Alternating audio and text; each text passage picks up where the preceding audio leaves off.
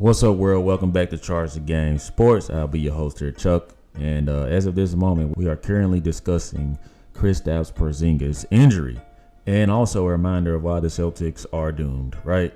But before we get into that video, I want to ask you guys to hit that subscribe button. If you look to the right bottom of the screen, you will see that subscribe button. Please subscribe to my channel. I'm really trying to grow this channel, and I'm very, very much loving the love and support, and also the new subscribers that join daily.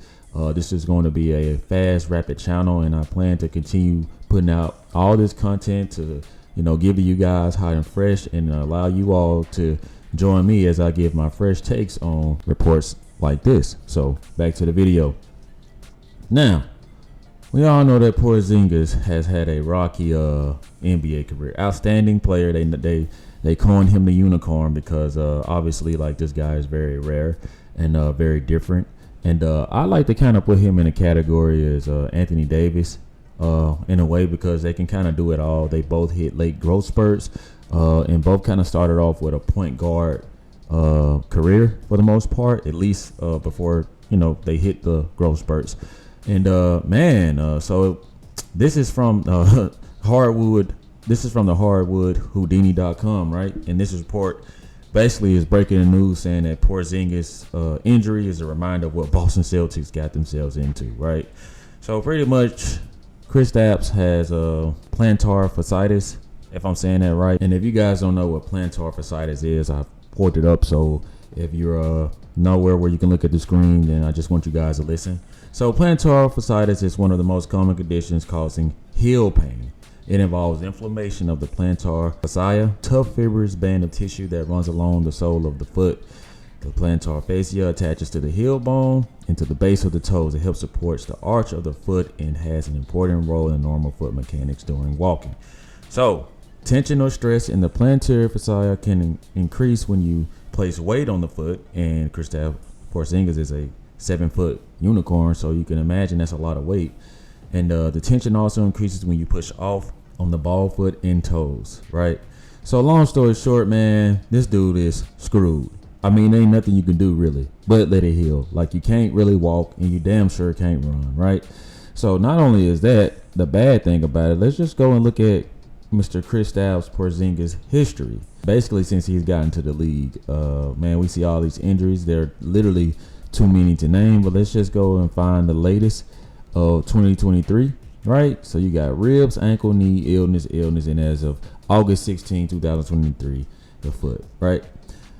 The only good thing about this is his injury report is a lot shorter than Anthony Davis. But I want to talk about why the Celtics are actually doomed, in my opinion, because I don't think that they should have traded Marcus Smart. I think that Marcus Smart was the guy who had the defensive edge that they don't possess, right? In my opinion, Jason Tatum and Jaylen Brown, I think that was the wrong thing to do. I think that they both kind of have similar playing styles, and I think that it's only good enough to contend in the playoffs. I don't think it's good enough to take you over the edge in a championship, right? And the reason I say that is because I think about CJ McCullough and Dame Lillard, right? And I think that those talents together were way more raw than the Boston Celtics duo, right? And they couldn't get it done. I think the farthest they got was that one year that they had to face Golden State in the conference finals, right? The semifinals or whatever. Yeah, I think it was a conference final. Yeah, it was, right? So I would like to think that those two together were better than, Jaylen Brown and Jason Tatum. I mean, from the way they attack, the handling of the ball, the aggressiveness. Like, Jaylen Brown has that, but Jason Tatum is more soft touch. He's a little timid. You don't really see him get angry.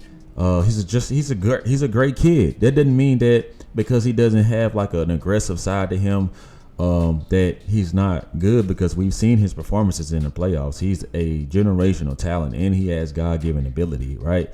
But some people have God-given ability and don't know how to channel that into rage that can take them over the edge, right? And that's where they were doomed when they traded Marcus Smart, because Kristaps Porzingis, he's a nice guy. I mean, like, he got into it with Luka, but you didn't really see it. I mean, you didn't really, he's not really known to be like a guy that can take over a game. He has supreme talent, but I think that with the injuries, man, it's just kind of hard to have that spring back, right? So let's continue reading this report, right? Brad Stevens knew what he was getting into. The Boston Celtics president of basketball operations surprised many by pulling the trigger on a 3-team trade, ultimately landing Kristaps Porzingis while sending Marcus Smart to the Memphis Grizzlies. They say the team that gets the best player wins the trade. On paper, that would be Boston. But if that player is wrapped in bandages, is that still the case? And that exactly proves my point, right? Literally, I can't even. Isn't it amazing how like regular thinking just makes sense, right? Literally, the way I just stated that was what was in this article, right? Before I even read it.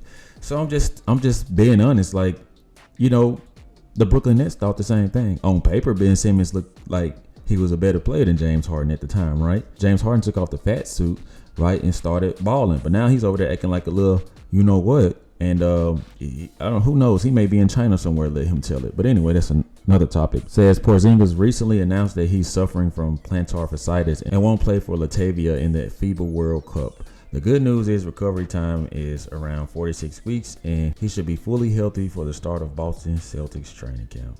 Well, that's comforting. There are still reasons to be concerned, and I'm going to tell you exactly why. Well, my friends, my girlfriend likes to say this to me all the time, right? It's kind of funny because it's one of those things. I'm like, girl, shut up, right? She's always like, hey, baby, hey, it starts bad, it ends bad, right? And I've always known that, but she always coins that term to me, right? And that's kind of like a little insider between me and her. But no, over time, I just kind of started saying it to myself. And I'm just like, you know what?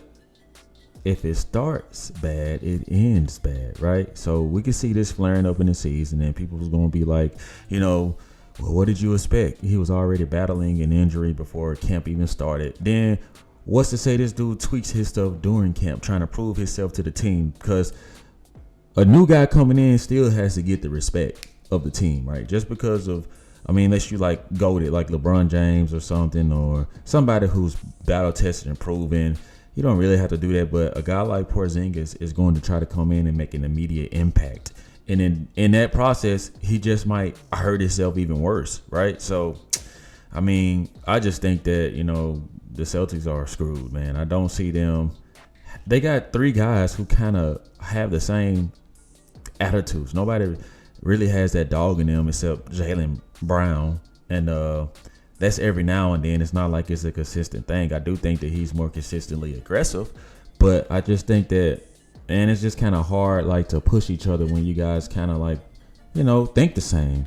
And you guys are all injury prone, especially Tatum. Tatum is he's not known to have a lot of injuries, but, you know, he gets nicked a lot. He's a pretty boy. You know what I mean? Pretty boys don't like to get hit.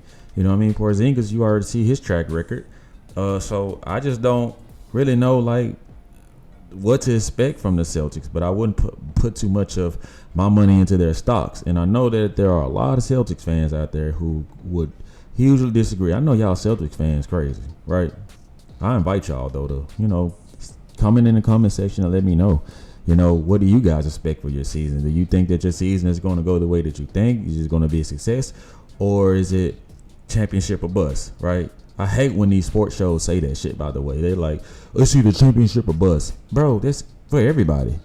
Duh. I mean, that's everybody's mindset. That's every organization's mindset. So anyway, I just think that shit is stupid, and I hate when people say that. But yeah, y'all let me know what y'all think, man. What's gonna happen this season? Let me know in the comment section.